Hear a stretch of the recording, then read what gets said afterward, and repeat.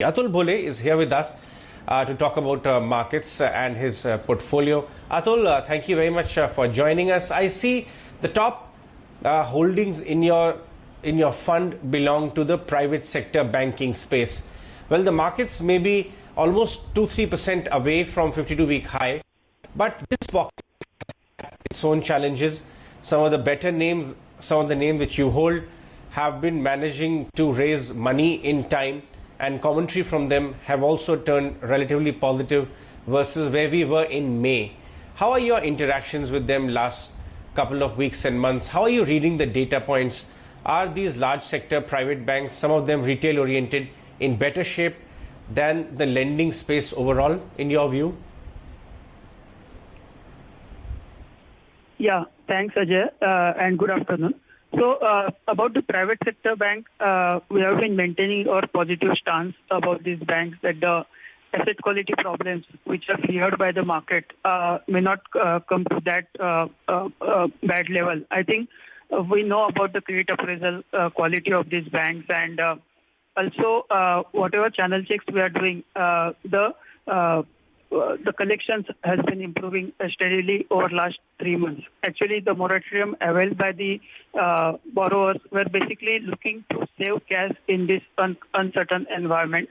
But now people have started paying up as the economy is getting, or the lockdowns are getting lifted and economy is getting open. So I think market probably is going to have a positive surprise in terms of asset quality from these select private sector banks or NBFCs. And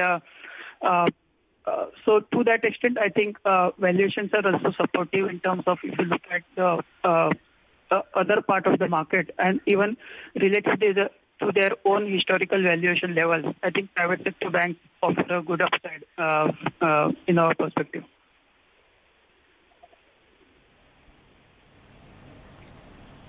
Right. Atul, I want your opinion on the large cap IT space. In fact, technology as a whole in the listed space, everything is rallied. We all knew May onwards, in fact, February, March onwards, we knew that COVID is taking shape and gripping the world.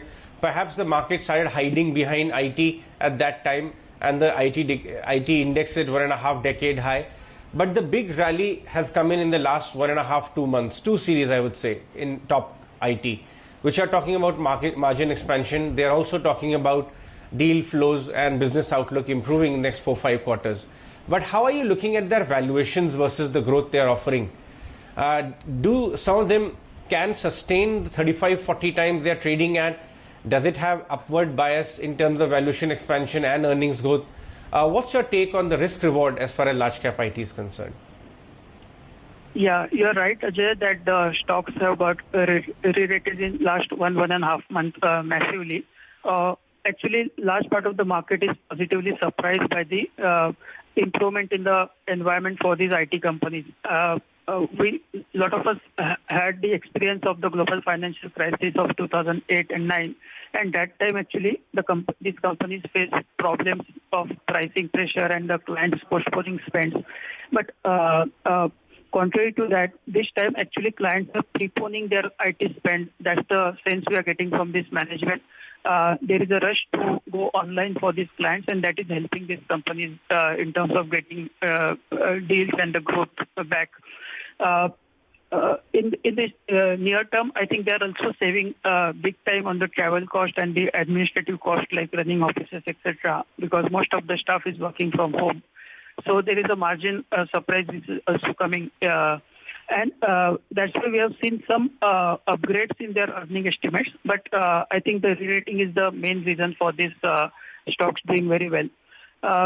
Actually, if you look at some parts of the market like IT, pharma, or earlier in April, May, FMCG, market is just is chasing the momentum stocks or where the news flows is good. And there is sort of fear of missing out kind of feeling. And ownership is also a big reason for these stocks to do well. These stocks or sectors were mostly under-owned, and that's why investors are rushing to close the under-ownership. So all these factors are going into this rally we have seen.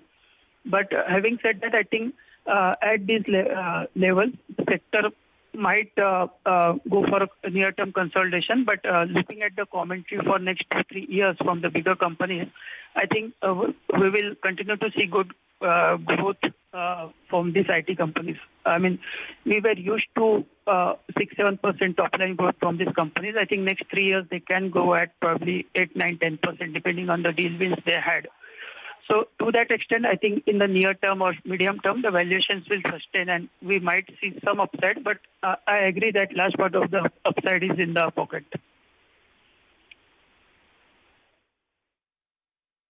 Atul, I want your view on the retail sector. Retail in India, in the listed space, there are a couple of, V-Mart is there, Avenue is there, Reliance Retail is almost at 4.3 lakh crore valuation, depending on the deals which recently have been done. And we all know that the kind of valuation Avenue trades at for 1,000-1,200 crore annual PAT, over a lakh crore MCAP. V-Mart also got re-rated.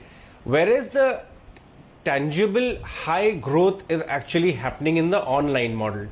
And probably that is the reason some of the retailers here are trying to forge a online and feet on ground kind of a omni-channel model, and even the Tatas are wanting to do that. Huge news flow this morning, you must have read yourself, that they are also looking at online retailers. I want you, as a money manager, I would like to know from you how you are analyzing this space. There's surely fundamental merit in the high growth and high profitability, but on the valuation front, does it become challenging to increase higher allocations to it, or you are looking at some other plays around retail? How are you addressing this? Because there are so few stocks. Yeah, you're right that the valuations are looking very expensive in the near term. And also we had a challenge because of this COVID disruption for these retail companies, offline retail companies. And that's why it is looking expensive in the near term. But I think, and you have also mentioned that the online retailers are seeing massive growth. But if you look at the bottom line, I think still they have to make a mark on the bottom line side. Whereas the offline modern trade format is making good money on the good return ratio. So I think in India, both will exist. Probably online, offline guys will also make a shift to online services, and reverse will also happen. I think the online retailers will also look to have some kind of offline presence, at least in terms of logistics, etc. And they are tying up with the retailers or the mom and pop grocery stores. So I think we will have a sort of a mixed model developing over the next 2-3 years. And I think the opportunity is huge. The consumption opportunity in India is huge, and people are also upgrading themselves in terms of consumption patterns, etc. There will be a shift still, which will keep on happening from the mom and pop stores to modern or the organized retail, be it online or offline. So I think opportunity is huge. What we have to see is just about the execution. I think wherever we have comfort about the execution, I think we should stick with such opportunities, because over a period, I think this sector, this kind of organized retail is going to be a big part of the system, and certainly we will see a good wealth creation from such stocks. All right. One last quick question, Atul. Though you largely look at large caps, but quick view on mid caps valuations. Have they started? Have they become rich in some areas, or do you see value in some areas? How you look at that space? Yeah, I think as you said, some part of the mid-cap universe is looking expensive, but in some part there is value as well, or reasonable valuations are there. I would like to say that I just look at a company when I start looking at them as a good company or a not so good company, rather than looking at as a large company or a mid company or a small size company. I think what we should look at is how is the business model and how is the management, and whether they can bring us a growth visibility for us in that company. So if these 3-4 things are there, I think I don't make such a big distinction between large or mid.